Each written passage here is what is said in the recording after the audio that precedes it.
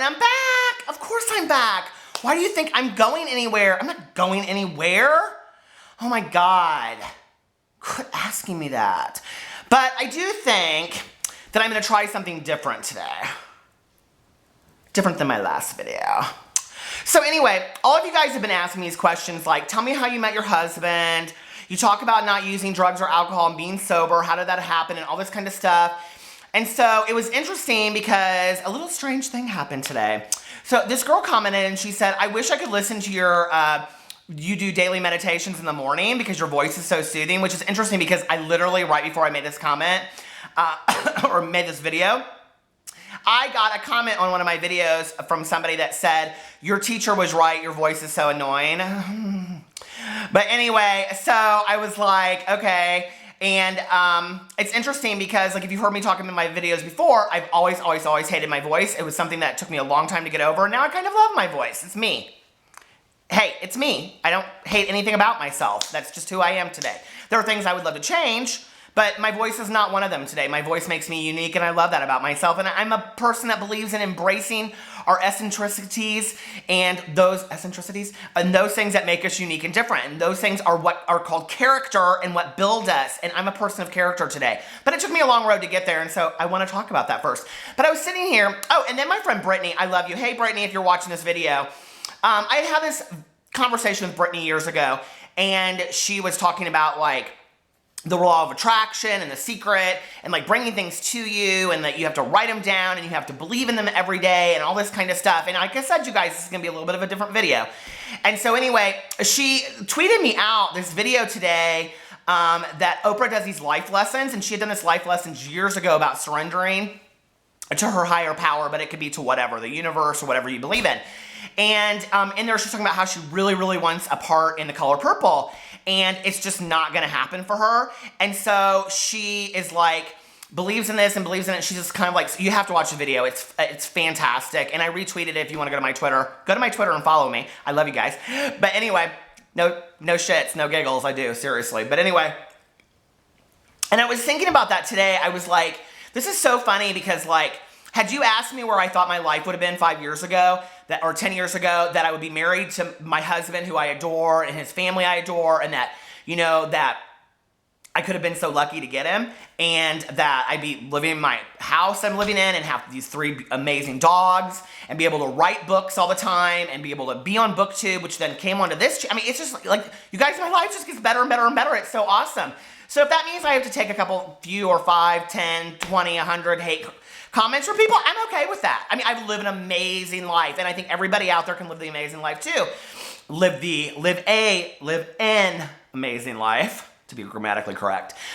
So anyway, I thought, well, maybe I should share a little bit of that today in kind of a different story time video, kind of like how I got to this point in my life. But I thought, you know, everybody wants to talk about how I'm this redneck, gay, hillbilly homophobe. Track 1, available on iTunes. Dad. And all that kind of stuff. But it's funny, like, I get those all the time. He's like, oh, I got it, I'm upset. Like, people say, like, oh, this redneck gay and this Appalachian this. And I thought, well, you know what? Maybe if I'm going to do a different kind of video today, then maybe I need to show them a different kind of Peter. So I thought, well, hell, I'll do my hair. We can start there. And then give me 1 moment for a costume change, please.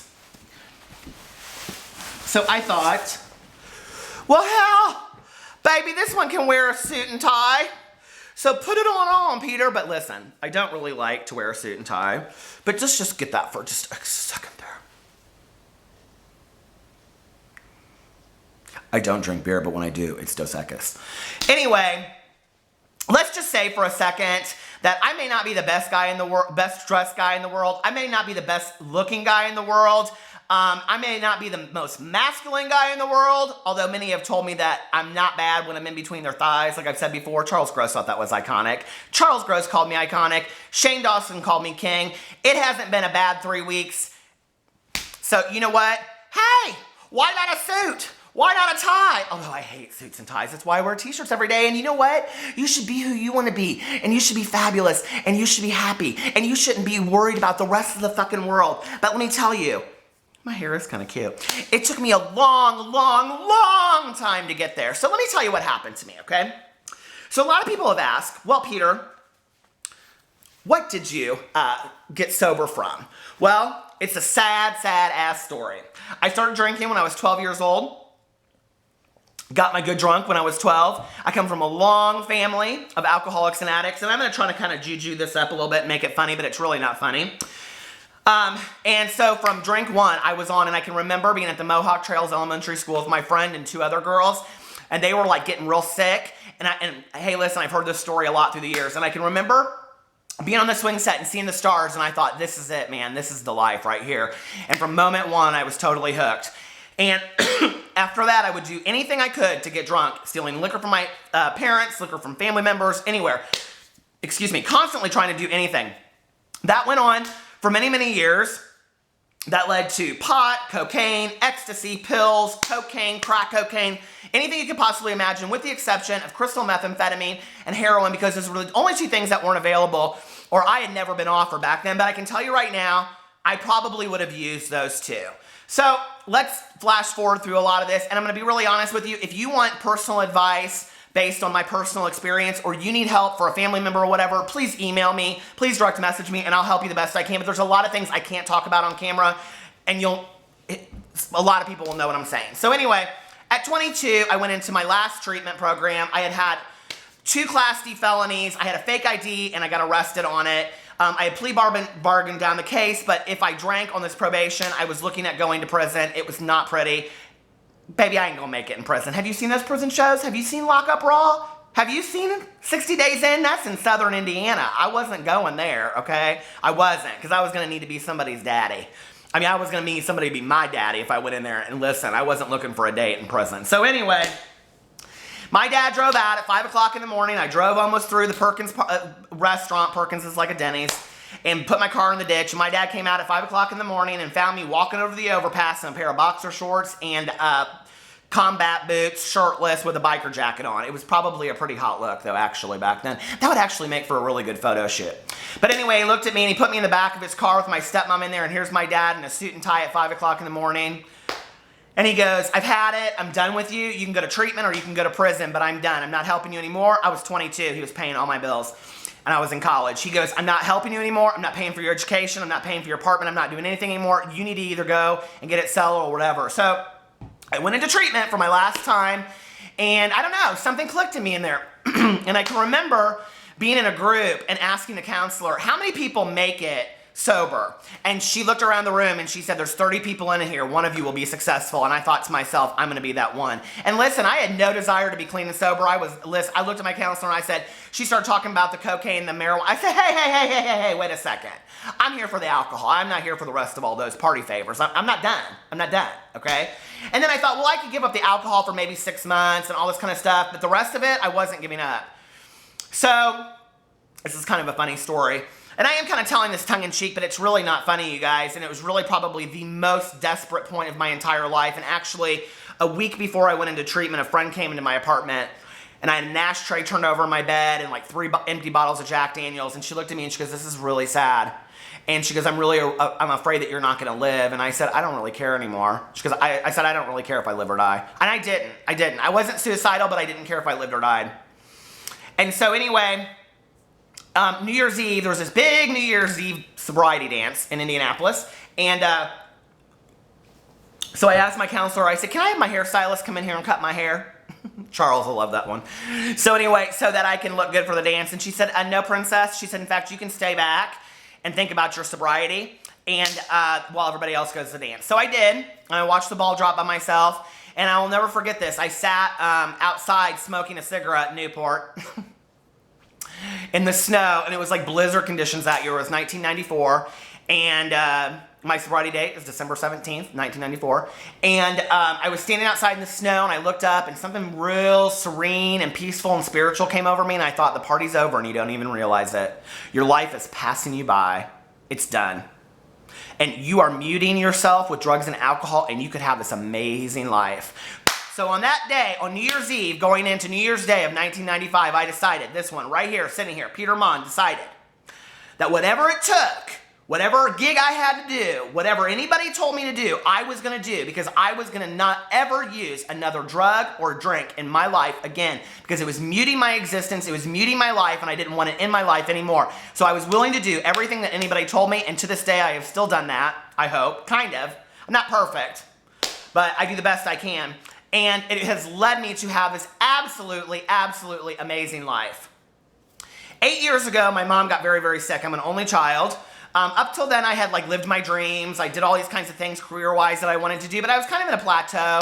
I had just gotten out of a relationship that I thought I would be in for the rest of my life. I loved him dearly. He was a great guy, and it just did not end well. And one of the last things he said to me, and I do think this is kind of funny, he said to me, he goes, you think, because I had lost a bunch of weight right before we got out of the relationship, he goes, you think you're going to go find some young guy, and you're going to hook up with this young guy and make him your boyfriend. It's not going to happen. Well, listen here, Shane Dawson.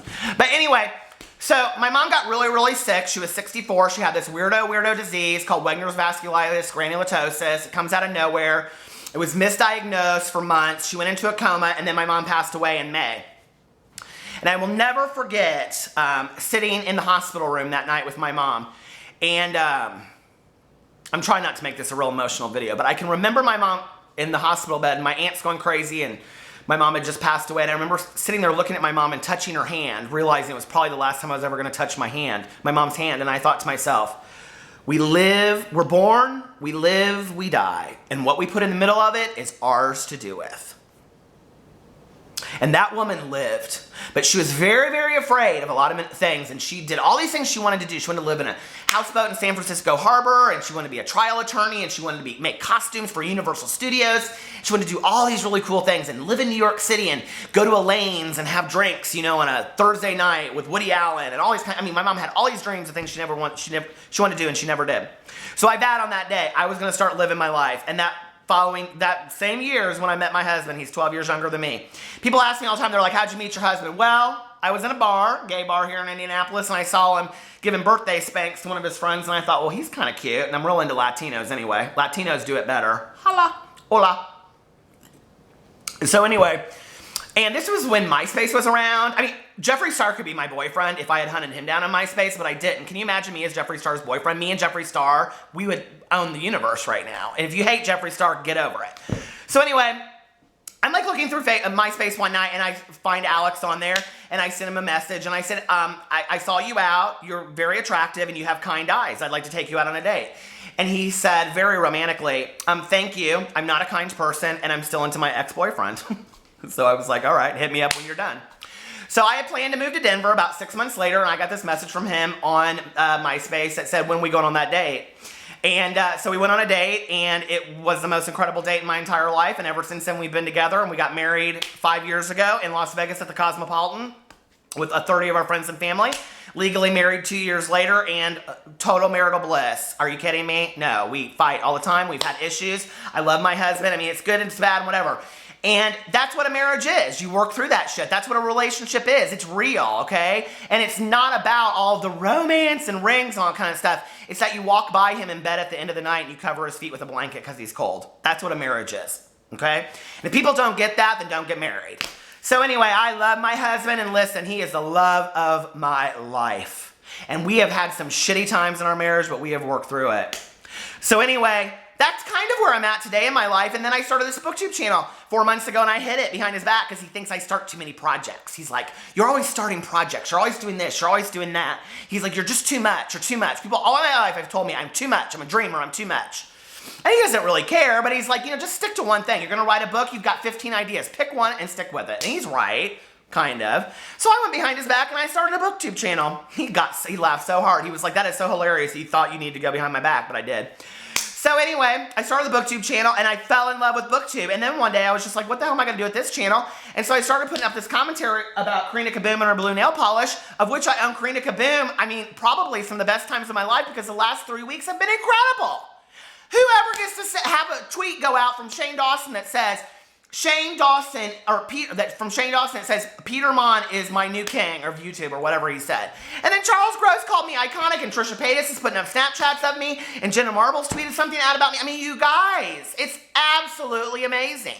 And I believe that when you absolutely finally reveal yourself to the world and allow yourself to be who you want to be and say, screw the rest of those haters. They're going to leave some comments. They're going to say some mean things about me. Oh, well. I poke fun at everybody, you guys. It's all in jest. I just want everybody to have a fun time and love themselves. That's what this is all about. This whole gig of YouTube and the world is just, let me show you who I am. Please love me. Please like me. Because if you can't, then somebody else needs to, and I'll go to them and beg them to love me. We all just want validation and acceptance, right? We all want that. I want that. You want that. But first you have to love yourself. RuPaul said that. But anyway, no, it's the truth. And that's how my life has come towards that today. And that's why you're watching this video, because I made a crazy, stupid, non-funny, very serious story time video. But anyway, that is my life. I love you guys. Follow me on all my social media, and I will talk to you later. Bye.